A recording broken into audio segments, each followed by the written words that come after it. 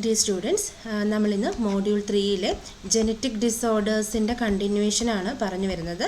Genetic disorders 3 രീതിയിലാവാം. Chromosomal disorders ആവാം, അല്ലെങ്കിൽ single gene disorders ആവാം, അല്ലെങ്കിൽ പോളിജെനിക് ഡിസോർഡേഴ്സ് ആവാം എന്ന് പറഞ്ഞു. അപ്പോൾ നമ്മൾ ക്രോമസോമൽ ഡിസോർഡേഴ്സ് ഓൾറെഡി പറഞ്ഞു കഴിഞ്ഞു. ഇനിയുള്ളത് സിംഗിൾ ജീൻ ഡിസോർഡറും അതുപോലെ തന്നെ പോളിജെനിക് ഓർ മൾട്ടി ഫാക്ടോറിയൽ ഡിസോർഡേഴ്സ് എന്നുള്ള രീതിയിലാണ് പറഞ്ഞു വരുന്നത്. ഓക്കെ, അവിടെ നമ്മൾ ക്രോമസോമൽ അനോമലി പറഞ്ഞതുപോലെ തന്നെ സിംഗിൾ ജീൻ ഡിസോർഡർ ആണെങ്കിലും അതൊന്നുകിൽ ഓട്ടോസോംസിനാവാം, അല്ലെങ്കിൽ നമ്മളുടെ സെക്സ് ക്രോമസോംസ് ഓർ അല്ലോസോംസിലാവാം. ആ ഒരു സിംഗിൾ ജീനിനൊരു വ്യത്യാസം വന്നിട്ടുണ്ടാവാം. പിന്നെ അല്ലെങ്കിൽ നമുക്ക് മൂന്നാമത്തെ ടൈപ്പിലേക്ക് പോവുകയാണെങ്കിൽ ഈ ജനറ്റിക് ഡിസോർഡേഴ്സ് എന്തുകൊണ്ടാവാം? Multi factorial or polygenic disorders, അങ്ങനത്തെ ഒരു പോളിജെനിക് ഇൻഹെറിറ്റൻസ് കൊണ്ടൊക്കെ ആയിരിക്കാം ചിലപ്പം ജനറ്റിക് ഡിസോർഡേഴ്സ് വരിക. അപ്പം നമുക്ക് വരുന്ന സ്ലൈഡ്സിൽ ഇത് ഓരോന്നും എന്താണ്, അതിനുള്ള എക്സാമ്പിൾസും കാര്യങ്ങളൊക്കെ പറയാം. ഇവിടെ സിംഗിൾ ജീൻ ഡിസോർഡറിലേക്ക് വരുമ്പോൾ നിങ്ങൾ ഈ ഒരു പിക്ചർ ഒന്ന് നമ്മൾ ക്ലാസ്സിൽ പറഞ്ഞതാണ്, എങ്കിലും അതൊന്നും കൂടി ഒന്ന് ഓർപ്പിക്കുന്നു. 2 ക്രോമസോം ഇരിക്കുകയാണ്. ഇവിടെ നമ്മൾ സങ്കല്പിക്കുകയാണ് ഓരോരോ സ്ഥലത്തും ആ സ്ഥലത്തിന് ജീൻ ഇരിക്കുന്ന പ്ലേസിന് എന്താ നമ്മൾ പറയുക? ലോക്കസ് എന്ന് പറയും അല്ലേ? ഓരോ ലോക്കസിൽ ഓരോ ജീൻ ഇരിക്കുവാണ്.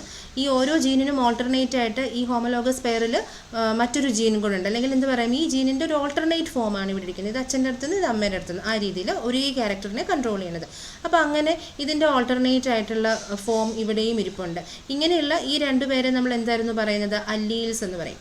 അപ്പം ഈ സിംഗിൾ ജീൻ ഡിസോർഡർ എന്ന് പറയുമ്പം either one of the allele or both the alleles will have some kind of mutation, അങ്ങനെയൊക്കെയുള്ള അവസ്ഥയിൽ വന്നിട്ടുണ്ടെങ്കിലാണ് നമ്മൾ സിംഗിൾ ജീൻ ഡിസോർഡേഴ്സ് എന്ന് പറയാം. അതും 2 രീതിയിലാണ്. ഓട്ടോസോംസിനുള്ള ഒരു ജീനായിരിക്കാം, അല്ലെങ്കിൽ നമ്മുടെ സെക്സ് ക്രോമസോംസിലുള്ള ഏതെങ്കിലും ഒരു ജീനിനായിരിക്കാം അല്ലേ. ഇനി ഓട്ടോസോമൽ സിംഗിൾ ജീൻ ഡിസോർഡറിലേക്ക് നമ്മൾ വരികയാണെങ്കിൽ അത് ഒന്നുകിൽ റെസസീവ് ആയിട്ടുള്ള ഒരു ജീനിൻ്റെ എന്തെങ്കിലും ഒരു മ്യൂട്ടേഷൻ കൊണ്ടാവാം, അതല്ല എങ്കിൽ ഡൊമിനൻ്റ് ആയിട്ടുള്ള ഒരു ജീനിൻ്റെ മ്യൂട്ടേഷൻ കൊണ്ടുമാവാം. ഇപ്പോൾ റെസസീവ് ആണെങ്കിലുള്ളൊരവസ്ഥ എന്താണ്? ഇതിപ്പം ഇങ്ങനെ 2 ക്രോമസോമാണ്, ഒരു പർട്ടിക്കുലർ ക്യാരക്ടറിനെ കൺട്രോൾ ചെയ്യുന്ന ജീൻ എന്ന് പറയുന്നത് ഈ 2 ക്രോമസോമിലും റെസസീവ് കണ്ടീഷനിലാണ്, ഹോമോസൈഗസ് കണ്ടീഷനിലാണ് ഇരിക്കുന്നതെങ്കിലാണ് ഈ ഒരു ഡിസോർഡർ എക്സ്പ്രസ് ചെയ്യുന്നത്. അതിൻ്റെ ക്യാരക്ടേഴ്സ് നമുക്ക് സിംറ്റംസ് ആയിട്ട് എക്സ്പ്രസ് ചെയ്യുന്നത്. അതിൽ one of the example is sickle cell anaemia. നമ്മൾ അരിവാൾ രോഗം എന്നൊക്കെ മലയാളത്തിൽ പറയും. അത് നമ്മുടെ വയനാടിലുള്ള ട്രൈബൽ ഏരിയയിലും അതുപോലെ തന്നെ അമേരിക്കൻ ബ്ലാക്സ്, സൗത്ത് ആഫ്രിക്ക, അങ്ങനത്തെ അവിടെയൊക്കെയുള്ള ആളുകളിലൊക്കെ കൂടുതൽ റിപ്പോർട്ടഡ് ആണ്. അതിൻ്റെ ഒരു ജനറ്റിക് റീസൺ എന്താണെന്ന് നമുക്കറിയാം. മുമ്പ് ഒരു വീഡിയോയിൽ എക്സ്പ്ലെയിൻ ചെയ്തിട്ടുണ്ട്. Glutamic acid is replaced by valine in hemoglobin. അപ്പോൾ അങ്ങനെ വരുമ്പോൾ ഹീമോഗ്ലോബിൻ്റെ യൂഷ്വൽ സ്ട്രക്ചറിൽ നിന്നൊരു ഡിഫോമിറ്റിയാണ് അതിന് വരിക.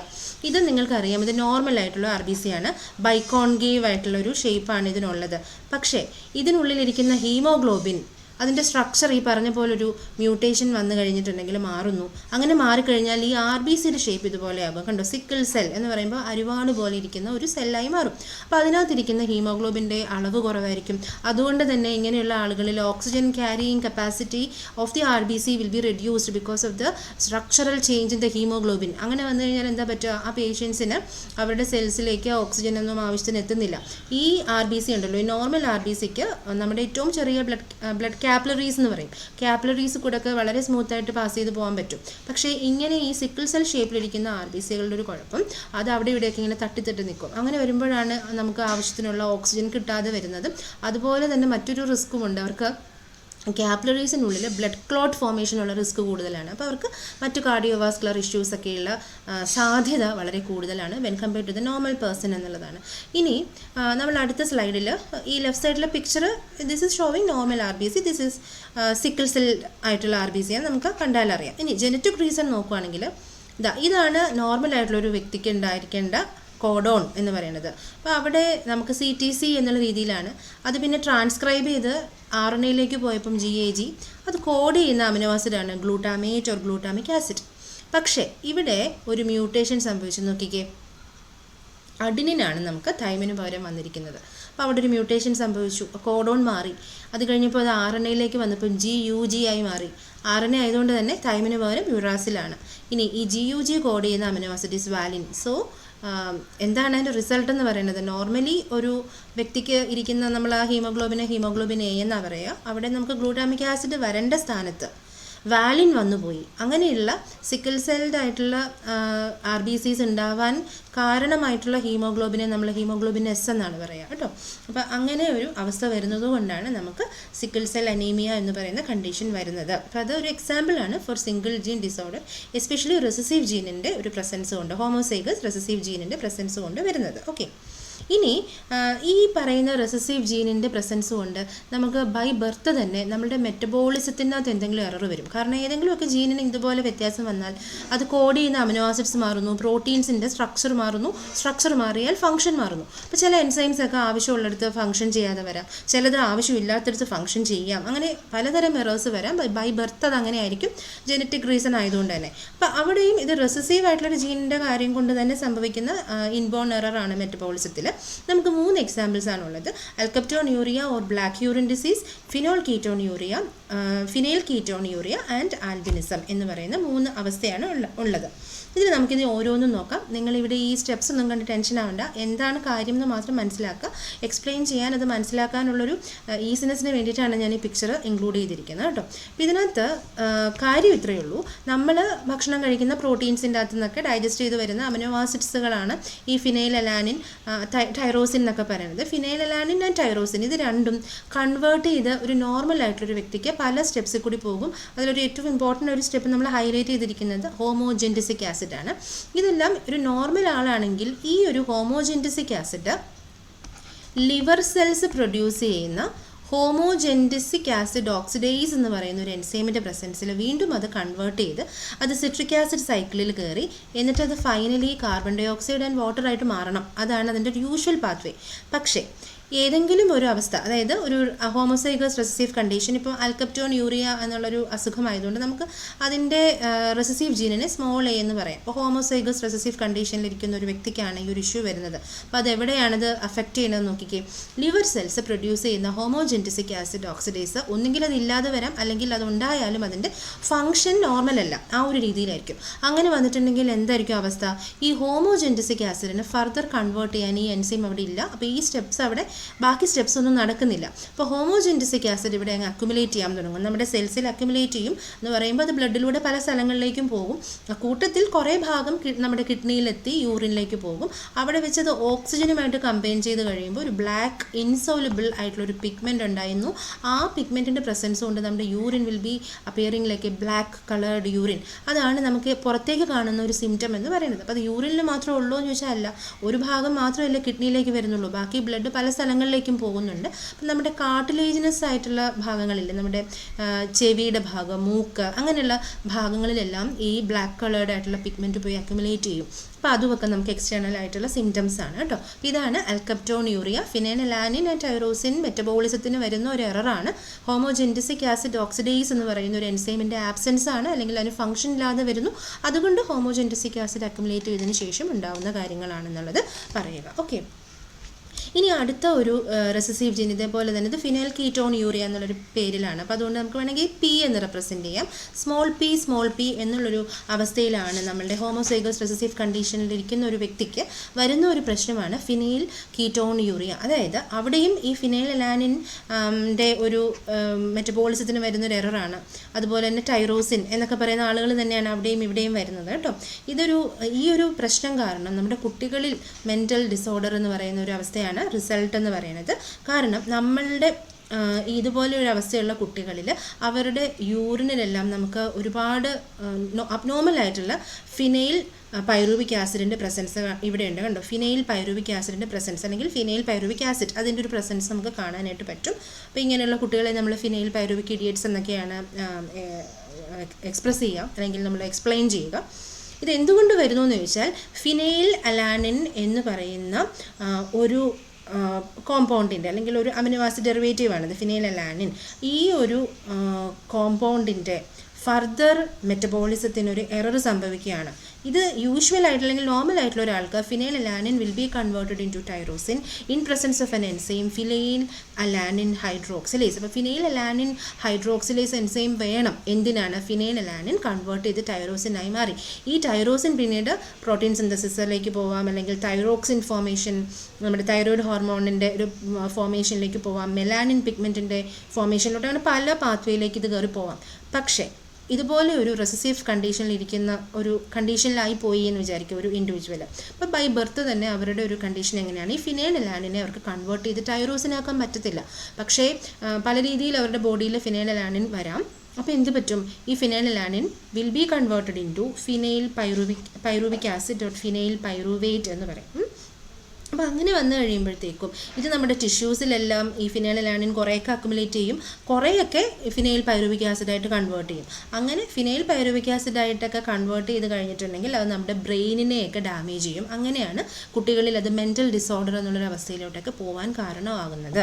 അപ്പം അവിടുത്തെ പ്രശ്നം എന്ന് പറയുന്നത് ഫിനൈൽ അലാനിൻ ഹൈഡ്രോക്സിലേസ് എൻസൈമിൻ്റെ ആബ്സെൻസ് ആണ് എന്നുള്ളത് ഓർത്തിരിക്കുക. അപ്പോൾ റീസൺ എന്താണെന്ന് ഓർത്തിരിക്കുക എന്നുള്ളതാണ് ഉദ്ദേശിക്കുന്നത്.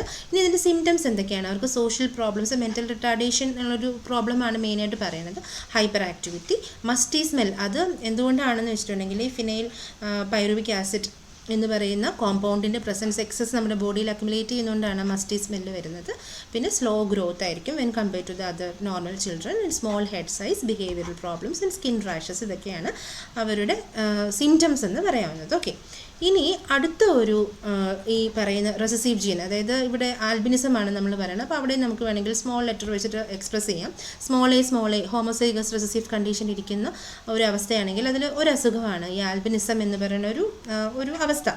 അപ്പോൾ അവിടെ എന്താണ് നോക്കിക്കേ, അവിടെയും ആളുകൾ ആരൊക്കെ തന്നെയാണ്? ഫിനൈൽ അലാനിൻ ഇവിടെ ഉണ്ട്, അതുപോലെ ടൈറോസിനും ഉണ്ട്. അപ്പോൾ ഈ ഫിനൈൽ അലാനിൻ ടൈറോസിനായി മാറുന്നു ഒരു നോർമൽ ആളുകളിലാണ്, ടൈറോസിനായി മാറുന്നു. അത് പിന്നെ ഡൈഹൈഡ്രോക്സി ഫിനൈൽ അലാനിൻ ഒരു ഡോപ്പ എന്ന് പറയുന്ന ഒരു കോമ്പൗണ്ട് അതായി മാറുന്നു. അത് പിന്നീട് രണ്ട് രീതിയിൽ അതിൻ്റെ മെറ്റബോളിക് പാത്വേ ഡിവൈഡ് ചെയ്യുന്നു. ഒന്ന് ഡോപ്പാമിൻ, ഹാപ്പി ഹോർമോൺ എന്ന് പറയുന്ന ഡോപ്പാമിൻ ആവുന്നു, മെലാനിൻ ആവുന്നു. ഉണ്ട്, മെലാനിൻ പ്രൊഡക്ഷനാണ്. അപ്പോൾ ഇങ്ങനെയുള്ള ആൽബിനിസം എന്ന് പറഞ്ഞാൽ നിങ്ങൾക്ക് അറിയാം, അവരുടെ ഐറിസ് പോലും പിഗ്മെൻറ്റഡ് അല്ല, അതായത് മെലാനിൻ പിഗ്മെൻറ്റ് കംപ്ലീറ്റ് ആയിട്ട് അവരുടെ ബോഡിയിൽ ആബ്സെൻ്റ് ആയിരിക്കും എന്നുള്ള ഇഷ്യൂ ആണ്. അപ്പോൾ അവിടെ എന്തുകൊണ്ടാണെന്ന് ചോദിച്ചിട്ടുണ്ടെങ്കിൽ ഇവിടെ ഓരോ സ്റ്റെപ്പ് നമ്മൾ 1, 2, 3, 4 എന്ന് പറഞ്ഞിരിക്കുന്നത് ഈ ഓരോ സ്റ്റെപ്പിനെയും കാറ്റലൈസ് ചെയ്യാനായിട്ട് ഓരോ ടൈപ്പ് എൻസൈംസ് ആണ്. ഫസ്റ്റ് സ്റ്റെപ്പ് ആണെങ്കിൽ phenyl alanine hydroxylase, second step ആണെങ്കിൽ ടൈറോസിൻ ഹൈഡ്രോക്സിലേസ്, തേർഡ് സ്റ്റെപ്പിലാണെങ്കിൽ ഡോപ്പ ഡീകാർബോക്സിലേസ്, ഫോർത്ത് സ്റ്റെപ്പിലാണെങ്കിൽ വേണ്ടത് ടൈറോസിനേസ് ആണ്. അപ്പം നമുക്കിവിടെ മെയിൻ ഇഷ്യൂ പറയുന്നത് ഈ ഫോർത്ത് എൻസൈം ഇല്ലേ, ടൈറോസിനേസ് എന്ന് പറയുന്ന എൻസൈമിൻ്റെ ആബ്സെൻസ് വന്നാലാണ് നമുക്ക് മെലാനിൻ പിഗ്മെൻറ്റിൻ്റെ പ്രൊഡക്ഷൻ ബ്രേക്ക് ഡൗൺ ചെയ്യുക. അതല്ലെങ്കിൽ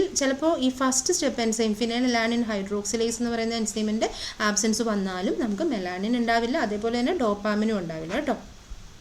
ഈ പാർക്കിൻസൺസ് എന്ന് പറയുന്ന അസുഖമൊക്കെ ഇല്ലേ, അപ്പോൾ അങ്ങനെയൊക്കെ വരുന്ന ആളുകളിൽ ഡോപ്പാമിൻ്റെ പ്രൊഡക്ഷൻ തീരെ കുറവായിരിക്കാം. അപ്പോൾ അത് ഈ പറഞ്ഞ പോലെ ഏതെങ്കിലും ഒരു മെറ്റബോളിക് എററൊക്കെ സംഭവിക്കുന്നതുകൊണ്ടായിരിക്കാം ഇതേപോലെയുള്ള ഇഷ്യൂസൊക്കെ വരിക എന്നുള്ളതാണ്.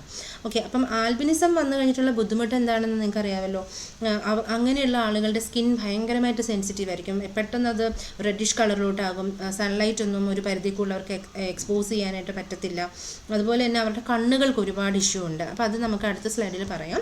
ഓക്കുലാർ ആൽബിനിസം എന്ന് പറയും, ഇപ്പം കണ്ണുകളെ ബാധിക്കുന്ന ഒരു പ്രശ്നമാണ്. Uncontrolled back and forth eye movement, not enough pigment in the eyes don't look in the same direction, reduced vision, issues with optic nerves, sensitivity to bright light, under development of part of the retina, അതിനെ നമ്മൾ foveal hypoplasia എന്ന് പറയും. അപ്പോൾ അങ്ങനത്തെ കുറച്ച് issues, ആ സിംറ്റംസും ഒക്കെ ഒന്ന് ഓർത്തിരിക്കുക. ഓക്കെ, ഇനി നമ്മൾ inborn errors of metabolism because of the presence of a dominant gene അത് നോക്കുകയാണ്. ഇപ്പോൾ ഡോമിനൻറ്റ് ജീനിൻ്റെ പ്രത്യേകത നമുക്കിപ്പോൾ ക്യാപിറ്റൽ ലെറ്റർ ഡി തന്നെ എടുക്കാം. ക്യാപിറ്റൽ ഡി എന്ന് വന്നാലും അവിടെ പ്രശ്നമാണ്, ക്യാപിറ്റൽ ഡി സ്മോൾ ഡി എന്ന് വന്നാലും പ്രശ്നമാണ് അല്ലേ. ഡോമിനൻറ്റ് ജീൻ ഏതെങ്കിലും ഒരു ലോക്കസിൽ ഡൊമിനൻ്റ് ആയിട്ട് ഇരുന്നാൽ തന്നെയും അയാൾ എക്സ്പ്രസ് ചെയ്യും. അതുകൊണ്ട് തന്നെ നമുക്കതിൻ്റെ സിംറ്റംസ് ഒക്കെ കാണാനായിട്ട് പറ്റും അല്ലേ. അപ്പം അതിനൊരു എക്സാമ്പിളാണ് നമുക്ക് ബ്രാക്കിഡാക്ടൈലി എന്ന് പറയുന്ന ഒരു അവസ്ഥ. അബ്നോർമലി ഷോർട്ട് ഡിജിറ്റ്സ് ആണ് അതിൻ്റെ സിംറ്റം എന്ന് പറയുന്നത്. നമ്മുടെ കൈകളിൽ വിരലുകളുടെ എണ്ണം വല്ലാതെ ഷോർട്ടായിരിക്കും. അതിന് റീസൺ നമ്മുടെ കൈകളിലൊക്കെയുള്ള അസ്ഥികളുടെ പേരെന്താ, ഫലാഞ്ചസ് എന്നാണ് പറയാം. അപ്പോൾ ഫലാഞ്ചസ്, മിഡിൽ ഫലാഞ്ചസ് അവിടെ ആബ്സെൻ്റ് ആണ്, അതുകൊണ്ടാണ് വിരലുകളുടെ നീളം കുറഞ്ഞത്. അപ്പോൾ നമുക്ക് ബ്രാക്കിഡാക്ടൈലി ഒരു എക്സാമ്പിളായിട്ട് പറയാം. പിന്നെ നമുക്ക് ഇനിയുള്ളത് സിംഗിൾ ജീൻ ഡിസോർഡേഴ്സിൻ്റെ തന്നെ സെക്സ് ലിങ്ക്ഡ് ജീൻ ഡിസോർഡറാണ്. സെക്സ് ലിങ്ക് മീൻസ് അല്ലോസോമൽ ഡിസോർഡറാണ്. നമ്മുടെ സെക്സ് ക്രോമസോമിൽ ഇരിക്കുന്ന ഏതെങ്കിലും ഒരു ജീനിൻ്റെ ഒരു ഇഷ്യൂ കൊണ്ട് എന്തെങ്കിലും സിംഗിൾ ജീൻ ഡിസോർഡേഴ്സ് വരുമോ എന്നുള്ളതാണ്. ഉണ്ട്. അതിന് നമുക്ക് 2 എക്സാമ്പിൾസ് ആണ്, haemophilia and red green colour blindness. ഈ ഒരു വീഡിയോയിൽ ഞാൻ ഇതിനെക്കുറിച്ച് എക്സ്പ്ലെയിൻ ചെയ്യുന്നില്ല, കാരണം ക്ലാസ്സിൽ ഈ ഒരു 2 കണ്ടീഷനെ കുറിച്ചും ഡീറ്റെയിൽ ആയിട്ട് എക്സ്പ്ലെയിൻ ചെയ്യുന്നുണ്ട്. അപ്പം അത് പഠിപ്പിച്ചു കഴിയുമ്പോൾ അതിൻ്റെ നോട്ട്സും ഷെയർ ചെയ്യാം. അന്നേരം ഈ ഒരു ഭാഗത്തേക്ക് നിങ്ങൾ ആ ഒരു നോട്ടിനെയും കൂടെ ഇൻകോപ്പറേറ്റ് ചെയ്യണം എന്ന് ഓർമ്മിപ്പിക്കുന്നു കേട്ടോ. ഈ വീഡിയോയിൽ അത് എക്സ്പ്ലെയിൻ ചെയ്യുന്നില്ല. Haemophilia and red green colour blindness examples ആണ് for sex linked single gene disorders എന്ന് ഓർത്തിരിക്കുക. പോയിൻറ്റ്സ് ക്ലാസ്സിൽ പഠിപ്പിച്ചു കഴിയുമ്പോൾ ആഡ് ചെയ്യുക. ഓക്കെ, ഇനിയുള്ളത് ഏതാണ്? ലാസ്റ്റത്തെ ഭാഗത്തിലെത്തി നമ്മൾ multi factorial or polygenic disorders എന്ന് പറയുന്നു. അവിടെ നമുക്ക് 2 എക്സാമ്പിൾസ് ആണ് പറയാനുള്ളത്. ഒന്ന് ക്ലെഫ്റ്റ് ലിപ്പ് അല്ലെങ്കിൽ ഹെയർ ലിപ്പ്. നമ്മുടെ മുയലിൻ്റെയൊക്കെ മുഖം പോലെ ഇരിക്കും, അല്ലെങ്കിൽ അവരുടെ ചുണ്ടുകൾ പോലെ ഇരിക്കും. ഇവിടെ ഒരു നടുക്കൊരു പാർട്ടീഷൻ, ഇവിടെ ഈ പിക്ചറിൽ അത് കാണാം, കണ്ടോ? ഹെയർ ഇതുപോലെയുള്ളൊരു അപ്പിയറൻസ് ആണ് ക്ലെഫ്റ്റ് ലിപ്പ് എന്ന് പറയാം. മുച്ചുണ്ടെന്നൊക്കെ നമ്മൾ മലയാളത്തിൽ പറയും. അതിലെയും സീരിയസ് ആയിട്ടുള്ളൊരു കണ്ടീഷനാണ് ക്ലെഫ്റ്റ് പാലറ്റ് എന്ന് പറഞ്ഞാൽ അവരുടെ മൗത്തിൻ്റെ അപ്പർ പാർട്ടിലും ഇതുപോലെ പാർട്ടീഷൻ കാണാം, കണ്ടോ? പിക്ചറിൽ വളരെ ക്ലിയർ ആണ്, ഒരു പാർട്ടീഷൻ കാണാം. അപ്പോൾ അങ്ങനത്തെ അവസ്ഥ ക്ലെഫ്റ്റ് പാലറ്റ് എന്ന് പറയും.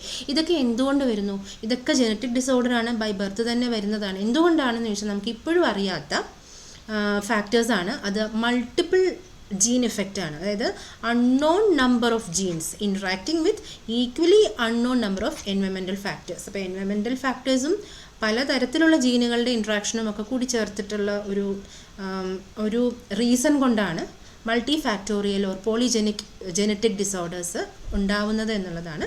അതിന് 2 എക്സാമ്പിളാണ് cleft lip and cleft palate എന്നുള്ളത്. സോ ഇത്രയേ ഉള്ളൂ നമ്മുടെ ജനറ്റിക് ഡിസോർഡേഴ്സ്. അത് 3 സെക്ഷനായിട്ടാണ് പറഞ്ഞത്: chromosomal anomalies, single gene anomalies and multi factorial or polygenic anomalies എന്നുള്ളത്. അപ്പോൾ അത് 3ഉം കേട്ട് നന്നായിട്ട് മനസ്സിലാക്കുക.